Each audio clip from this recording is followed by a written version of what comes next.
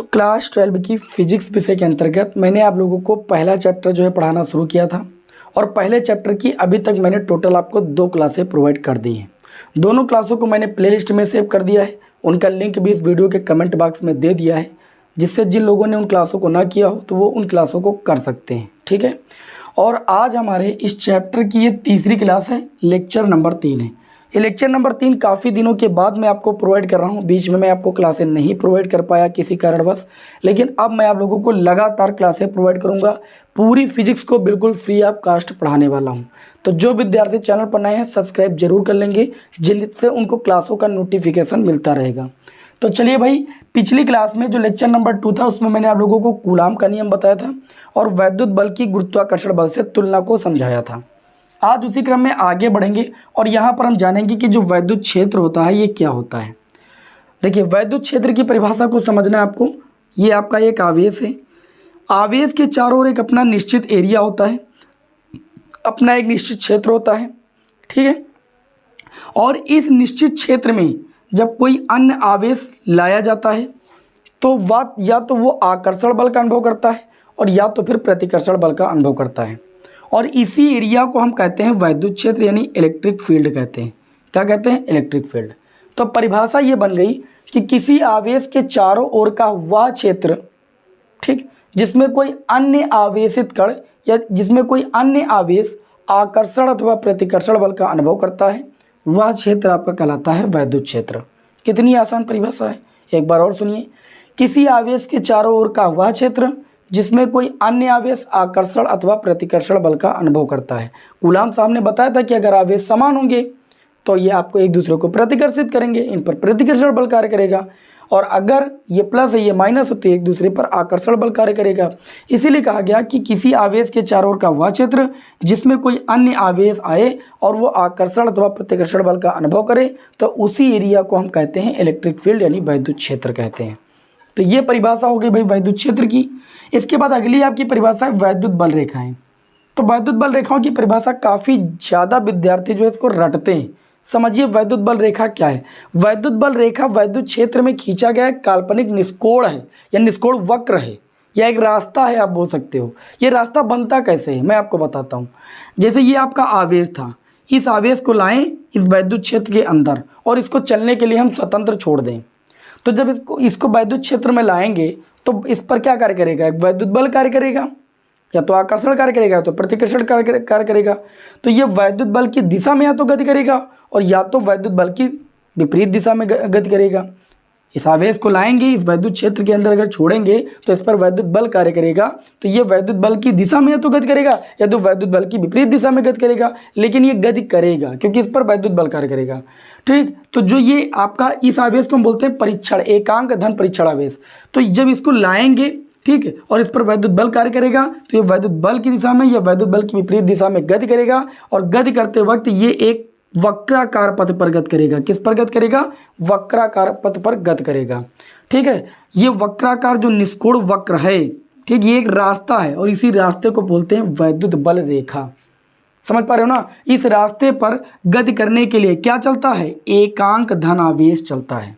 बस परिभाषा बन गई। क्या आप बोलेंगे? हमने बताया कि जो ये आवेश के चारों ओर का वैद्युत क्षेत्र है, इसमें कोई एक आवेश लाएं और इसको स्वतंत्र छोड़ दें। तो जब स्वतंत्र छोड़ेंगे तो धीरे धीरे ये वैद्युत क्षेत्र में एक वक्राकार पथ पर गति करने लगेगा। तो वक्राकार पथ पर कौन चल रहा है बताइए? गति करने के लिए कौन चल रहा है? एकांक धन आवेश ही तो चल रहा है या एकांक धन परीक्षण आवेश ही तो चल रहा है। बस यही परिभाषा हो गई कि वैद्युत क्षेत्र में खींचा गया वह काल्पनिक निष्कोण वक्र जिस पर गति करने के लिए एकांक धन आवेश क्या है भाई? चलता है। समझ गए? वैद्युत क्षेत्र में खींचा गया वह काल्पनिक निष्कोण वक्र या काल्पनिक निष्कोण वक्राकार पथ जिस पर गति करने के लिए एकांक धन आवेश चलता है, उसी को क्या कहते हैं? वैद्युत बल रेखा कहते हैं, वैद्युत बल रेखाएं कहते हैं। समझ गए? ठीक, अर्थात ये जो वैद्युत क्षेत्र में खींचा गया रास्ता होता है, इस पर गति करने के लिए क्या चलता है? एकांक धन आवेश चलता है, और इसी पथ को हम कहते हैं वैद्युत बल रेखा। अब वैद्युत बल रेखाओं के गुण पूछा जाता है कि वैद्युत बल रेखाओं के गुण लिखिए। वैद्युत बल रेखाओं के 3-4 गुण तो आपको मिनिमम आने ही चाहिए। जैसे पहला गुण होता है ये कि जो वैद्युत बल रेखाएं होती हैं वो भैया धन आवेश से निकलती हैं। धन आवेश से क्या होती है भाई, चलती हैं, धन आवेश से निकलती हैं। और समाप्त काहे पर होती हैं, समाप्त ये ऋण आवेश पर होती हैं। काहे पर समाप्त होती हैं, धन आवेश से चलती हैं और ऋण आवेश में ये प्रवेश करती हैं। पहला गुण तो ये हो गया कि वैद्युत बल रेखाएं धन आवेश से चलती हैं और ऋण आवेश पर समाप्त होती हैं। दूसरा गुण ये आपका होता है, देखिए जो वैद्युत बल रेखाएं होती है, जैसे ये वैद्युत बल रेखा है तो इस पर अगर हम कोई स्पर्श रेखा खींच दें तो ये जो स्पर्श रेखा है ये वैद्युत क्षेत्र की दिशा को व्यक्त करेगी। किसको व्यक्त करेगी, वैद्युत क्षेत्र की दिशा को व्यक्त करेगी। तो वैद्युत बल रेखाओं का दूसरा गुण ये कहता है कि वैद्युत क्षेत्र में खींची गई जो स्पर्श रेखा या जो वैद्युत बल रेखा है उस पर खींची गई स्पर्श रेखा उस वैद्युत क्षेत्र की दिशा को बताती है। ये रेखा, ये जो आपकी वैद्युत बल रेखा थी, इस पर जो हमने स्पर्श रेखा खींची है, ये स्पर्श रेखा उस वैद्युत क्षेत्र की दिशा को बताती है। ये वैद्युत बल रेखा का दूसरा गुण है। तीसरा गुण क्या होता है, वैद्युत बल रेखाएं एक दूसरे को काट नहीं सकती। अगर वैद्युत बल रेखाएं एक दूसरे को काट देंगी तो एक स्पर्शी रेखा इस बल से खींची जाएगी, एक स्पर्शी रेखा यहाँ से खींची जाएगी, तो वैद्युत क्षेत्र की 2 दिशाएं हो जाएंगी। ठीक है, और वैद्युत क्षेत्र एक सदिश राशि, उसमें एक दिशा होगी कि दो दिशाएं होंगी। तो ये क्या हो जाएगा, ये घटना पॉसिबल नहीं, यानी ये घटना असंभव है। ठीक है, इसलिए वैद्युत बल रेखाएं कभी भी एक दूसरे को नहीं काटती है, एक दूसरे को नहीं काट सकती। ठीक है, बताओ ये तीसरा गुण याद रहेगा। चौथा गुण क्या होता है, जहां पर वैद्युत बल रेखाएं पास पास होती हैं, जहां पर वैद्युत बल रेखाएं पास पास होती हैं वहां पर वैद्युत क्षेत्र प्रबल होता है, और जहां पर ये वैद्युत बल रेखाएं दूर दूर होती हैं वहां पर वैद्युत जो क्षेत्र होता है वो कमजोर होता है। ठीक इस तरीके से वैद्युत बल रेखाओं के 4 गुण तो सभी को ऐसे याद होने चाहिए। समझ गए कि नहीं समझ गए, अब ध्यान से समझिएगा, एक बार मैं रिवीजन आपको करा रहा हूँ जिससे यहीं पर याद हो जाए। वैद्युत क्षेत्र क्या है, आवेश के चारों ओर का वह क्षेत्र जिसमें कोई अन्य आवेश आकर्षण अथवा प्रतिकर्षण बल का अनुभव करे, वह क्षेत्र कहलाता है भैया वैद्युत क्षेत्र। फिर मैंने कहा कि वैद्युत बल रेखाएं क्या होती हैं, इसी आवेश को इस क्षेत्र में लाएं और इसको ऐसे स्वतंत्र छोड़ दें। तो जब स्वतंत्र छोड़ देंगे तो इस पर एक कार्य करेगा वैद्युत बल। तो ये जो आवेश है, जो ये हम एकांक धन आवेश लाके यहाँ पर वैद्युत क्षेत्र में छोड़े हैं, ये इस क्षेत्र में क्या करने लगेगा, वक्राकार पथ पर गति करने लगेगा। और इस वक्राकार पथ पर जब गति करेगा तो ये अपने साथ गति करने के लिए किसको लेकर चलता है, एकांक धन आवेश को लेकर चलता है। और इसी को कहते हैं भैया वैद्युत बल रेखा या वैद्युत क्षेत्र रेखा कहते हैं। समझ गए, परिभाषा ये होती है कि किसी वैद्युत क्षेत्र में खींचा गया वह काल्पनिक निष्कोण वक्र जिस पर गति करने के लिए एकांक धन आवेश चलता है या आप कह सकते हो गति करता है, सीधी सी बात। ठीक, ये वैद्युत बल रेखा की परिभाषा हो गई।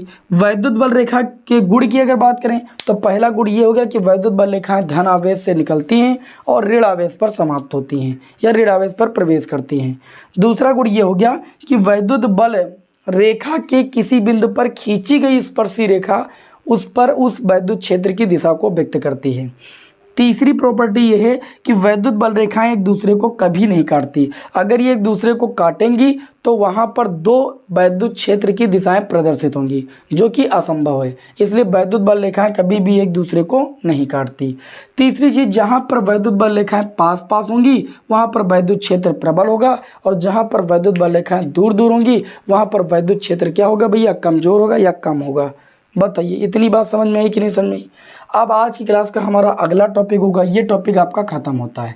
अगला टॉपिक हमारा क्या होगा, अगला टॉपिक होगा वैद्युत क्षेत्र की तीव्रता, और इसके बाद हम जानेंगे बिंदु आवेश के कारण वैद्युत क्षेत्र की तीव्रता का व्यंजक। ध्यान से समझिएगा, लेक्चर नंबर ये 3 है आपका। ठीक है, उसके बाद हम वैद्युत द्विध्रुव के बारे में पढ़ेंगे। तो अगली हेडिंग सभी विद्यार्थी लगाएंगे वैद्युत क्षेत्र की तीव्रता, या इसको हम बोले तो वैद्युत क्षेत्र की प्रबलता भी बोल सकते हैं। तीव्रता का मतलब क्या है, प्रबलता। समझ पा रहे हो कि नहीं समझ पा रहे हो। वैद्युत क्षेत्र की तीव्रता क्या होती है, ये सबसे मेन परिभाषा एग्जाम में कई बार आई है। हम फार्मूला लिख के ही बता देंगे। देखिए वैद्युत क्षेत्र की तीव्रता एक सदिश राशि है, इसीलिए इसके ऊपर वेक्टर लगा होगा। E बराबर होता है F अपान में Q0, जहाँ Q0 क्या होता है, एकांक धन परीक्षण आवेश होता है। F भी एक सदिश राशि, इसलिए इसके ऊपर भी हम वेक्टर लगाएंगे। तो वैद्युत क्षेत्र की तीव्रता का ये सूत्र होता है E बराबर F अपान Q0। हम परिभाषा यहाँ पर बनाने जा रहे हैं। यदि हम ये एकांक धन परीक्षण आवेश Q0 को 1 मान लें तो 1 को पढ़ते हैं क्या, एकांक। परिभाषा क्या बन जाएगी, देखिए Q0 को 1 मानेंगे तो हम ये कह सकते हैं कि जो वैद्युत क्षेत्र की तीव्रता होती है वो वैद्युत बल के क्या है भाई, बराबर हो गई। क्यू नॉट का मान 1 मान लिया। तो परिभाषा इसकी आप सभी लोग कॉपी पर लिख लीजिएगा कि वैद्युत क्षेत्र की तीव्रता वैद्युत क्षेत्र में स्थित एकांक धन परीक्षण आवेश पर लगने वाले बल के क्या होती है, बराबर होती है। ठीक है, या आप ऐसे भी परिभाषा बोल सकते हो कि किसी वैद्युत क्षेत्र में एकांक धन परीक्षण आवेश पर, क्योंकि हमने क्यों को एकांक बोला है और ये धन परीक्षण आवेश, एकांक धन परीक्षण आवेश पर लगने वाले बल और एकांक धन परीक्षण आवेश के अनुपात को वैद्युत क्षेत्र की तीव्रता कहते हैं। ठीक, या ऐसे भी लिख सकते हो कि किसी वैद्युत क्षेत्र में एकांक धन परीक्षण आवेश पर लगने वाले बल की निष्पत्ति को वैद्युत क्षेत्र की तीव्रता कहते हैं। ठीक, या फिर सरल शब्दों में मैं बार बार वही चीज़ बता रहा हूँ कि किसी वैद्युत क्षेत्र में एकांक धन परीक्षण आवेश पर लगने वाले बल का मान वैद्युत क्षेत्र की तीव्रता के बराबर होता है या वैद्युत क्षेत्र की तीव्रता होती है। क्लियर। अब यहाँ पर ध्यान दीजिएगा इसके मात्रक और विमा पर। मात्रक क्या होगा भाई, तो मात्रक सभी लोग बता सकते हो, बल का मात्रक क्या होता है, न्यूटन। ठीक, और नीचे बटे में क्या है, आवेश का मात्रक क्या होता है, कूलम। कितना आसान। दूसरा मात्रक एक और होता है, याद रखिएगा, अभी गॉस की प्रमेय पढ़ाएंगे, वोल्ट प्रति मीटर। ये मात्रक कैसे आता है, एक रिलेशन होता है वैद्युत क्षेत्र की तीव्रता और विभव प्रवणता में संबंध। वैद्युत क्षेत्र की जो तीव्रता होती है वो विभव प्रवणता के क्या होती है, समानुपाती होती है। तो यहाँ पर देखिए E बराबर del V by del x है, V का मात्रक वोल्ट यानी विभव है और दूरी का मात्रक मीटर, तो वोल्ट प्रति मीटर भी वैद्युत क्षेत्र की तीव्रता का क्या होता है भैया, मात्रक होता है। ठीक है, अब बात यहाँ पर आएगी बीमा निकालने की। तो देखिए न्यूटन की बीमा होती है MLT-2, हमने लिख दिया, और बटे में आ जाए कूलाम की बीमा होती है AT। जब इसे सॉल्व करेंगे तो M हो जाएगा। देखिए यहाँ पर L है तो L ऐसे लिख दीजिए, L और कहीं है नहीं। T की पावर -2, यहाँ पर T की पावर 1 है, ये ऊपर जाएगा, T की पावर -1, T की पावर -2, T की पावर -3, A की पावर 1 ऊपर जाएगा तो ये A की पावर हो जाएगा -1। इस तरीके से ये वैद्युत क्षेत्र की तीव्रता की बीमा भी आ गई। बताइए किसी को कोई दिक्कत नहीं भैया। आप कहेंगे वैद्युत क्षेत्र की तीव्रता एक सदिश राशि है, वैद्युत क्षेत्र की तीव्रता E बराबर F/Q0 होता है, जहाँ Q0 एकांक धन परीक्षण आवेश होता है। अगर हम Q0 को एकांक मान लें तो किसी वैद्युत क्षेत्र में एकांक धन परीक्षण आवेश पर लगने वाले बल का मान वैद्युत क्षेत्र की तीव्रता के बराबर होता है, आप देख सकते हो। या आप ऐसा बोल सकते हो कि किसी वैद्युत क्षेत्र में एकांक धन परीक्षण आवेश पर लगने वाले बल और आवेश के अनुपात को हम वैद्युत क्षेत्र की तीव्रता कहते हैं। मात्रक की बात करेंगे तो न्यूटन प्रति कूलम या वोल्ट प्रति मीटर होता है। बीमा की बात करेंगे तो MLT-3A-1। क्लियर हुई बात। अब हम अगली हेडिंग डालेंगे, बिंदु आवेश के कारण वैद्युत क्षेत्र की तीव्रता का व्यंजक। एक छोटा सा डेरिवेशन है, उसको भी आज ही की क्लास में हम देख लेते हैं भाई। ठीक है, काफ़ी दिनों के बाद क्लास बना रहे हैं, इसलिए आज की क्लास थोड़ी सी छोटी तो होगी ही, लेकिन आप सभी लोग अब एक्टिव हो जाइए, लगातार आपको हम क्लासे प्रोवाइड करने वाले हैं।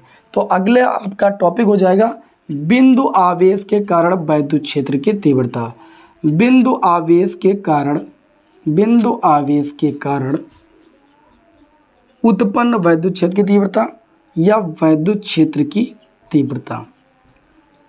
ये आपका छोटा सा डेरिवेशन है और बहुत ही आसान है, बस आपको समझने की थोड़ा सा देरी है, आपको कोई दिक्कत नहीं होने वाली है।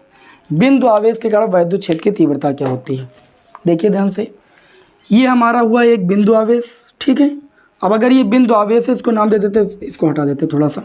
देखिए ये एक बिंदु आवेश O हुआ जिस पर +Q आवेश है, ठीक। ये एक ऐसे माध्यम में स्थित है जिसका परावैद्युतांक कितना है, K है।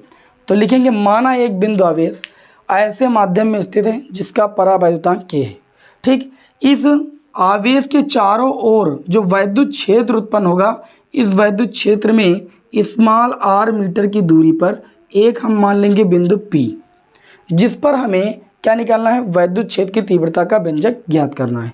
मान लेते हैं कि इस पर जो एक आवेश है वो परीक्षण आवेश Q0 है। क्या भाई, परीक्षण आवेश Q0 है। हमको इस बिंदु P पर ही क्या निकालना है, वैद्युत क्षेत्र की तीव्रता ज्ञात करनी है। तो इसके लिए हम क्या करेंगे, हम पढ़े हैं कूलाम के नियम से, ठीक है। आप हिंदी लैंग्वेज में थोड़ा सा लिख सकते हो, मैं यहाँ पर लिखा नहीं हूँ। आप लिखेंगे कि माना एक बिंदु आवेश O है, माना एक बिंदु आवेश O है, एक ऐसे माध्यम में रखा है जिसका परावैद्युतांक K है। क्लियर है। इस वैद्युत आवेश के कारण उत्पन्न जो वैद्युत क्षेत्र है, इस वैद्युत क्षेत्र में r मीटर की दूरी पर एक बिंदु P है, जहां पर हमें क्या निकालना है, वैद्युत क्षेत्र की तीव्रता ज्ञात करना है। माना बिंदु P पर एक परीक्षण आवेश आपका Q0 है, तब कूलाम के नियमानुसार कूलाम के नियमानुसार कूलाम का नियम ये कहता है कि अगर दो बिंदु आवेश एक दूसरे से r मीटर की दूरी पर हैं तो उनके बीच कार्य करने वाला आकर्षण अथवा प्रतिकर्षण बल वो दोनों आवेशों के गुणनफल के अनुक्रमानुपाती यानी Q1 Q2 और इनके बीच की दूरी के वर्ग के व्युत्क्रमानुपाती होता है। इसको हम यह मान लेंगे समीकरण 1, ठीक है। और अभी अभी मैंने आपको बताया वैद्युत क्षेत्र की तीव्रता की परिभाषा, याद है?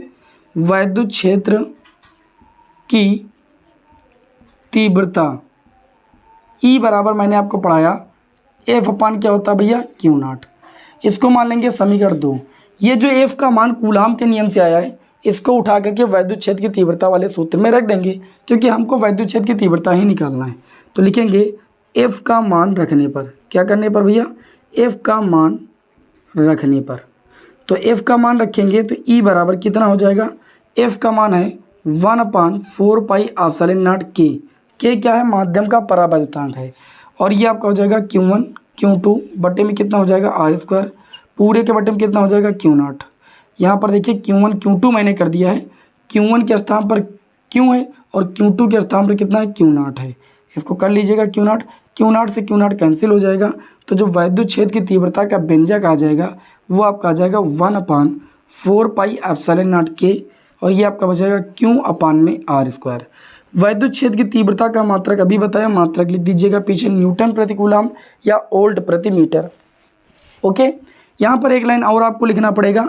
आपको मैंने बताया था कि निर्वात अथवा वायु के लिए जो K का मान होता है वो 1 होता है। किसके लिए, निर्वात अथवा वायु के लिए। अन्य किसी पदार्थिक माध्यम के लिए K का मान 1 से अधिक होता है और जबकि धातुओं के लिए K का मान कितना होता है, इन्फिनिटिव होता है। ये चीज़ याद रखिएगा, ठीक है। तो यदि यहाँ पर माध्यम मान लेते हैं ऐसा है, निर्वात अथवा वायु है, तो अगर K बराबर 1 है तो इसके लिए K बराबर 1 के लिए जो वैद्युत क्षेत्र की तीव्रता का व्यंजक आ जाएगा E बराबर आ जाएगा 1/4 पाई एप्सिलॉन नॉट Q अपान में r²। 1/4 पाई एप्सिलॉन नॉट मैंने बताया था कि एक नियतांक है जिसकी वैल्यू 9 × 10 की पावर कितनी होती है, 9, है ना। 9 × 10 की पावर 9 न्यूटन मीटर स्क्वायर प्रति कूलाम स्क्वायर होती है। तो इस तरीके से मैंने आपको इस क्लास में क्या क्या बताया भैया कि वैद्युत क्षेत्र क्या होता है, वैद्युत क्षेत्र रेखा क्या होती है, वैद्युत बल रेखाएं क्या होती हैं, इनकी प्रॉपर्टी क्या होती हैं, वैद्युत क्षेत्र की तीव्रता क्या होती है और बिंदु आवेश के कारण वैद्युत क्षेत्र की तीव्रता का व्यंजक हम कैसे ज्ञात करेंगे। नेक्स्ट क्लास में देख कभी कभी ये भी पूछा जाता है कि बिंदु आवेश के कारण वैद्युत क्षेत्र की तीव्रता दूरी के साथ कैसे संबंधित है। तो आप कह सकते हैं कि जो बिंदु आवेश के कारण वैद्युत क्षेत्र की तीव्रता होती है वो दूरी के वर्ग के क्या होती है, व्युत्क्रमानुपाती होती है। यह क्वेश्चन भी एग्जाम में पूछा गया है। जबकि वैद्युत द्विध्रुव के कारण जब बताएंगे तो वैद्युत क्षेत्र की तीव्रता दूरी के घन के व्युत्क्रमानुपाती होगी और बिंदु आवेश के कारण वैद्युत क्षेत्र की तीव्रता दूरी के वर्ग के व्युत्क्रमानुपाती होती है। ये बहुविकल्पी में कई बार प्रश्न पूछा गया है, ठीक है।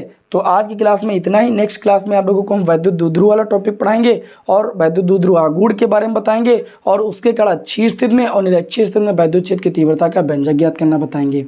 चलिए फिर नेक्स्ट क्लास में आपको मिलते हैं। जय हिंद, वंदे मातरम।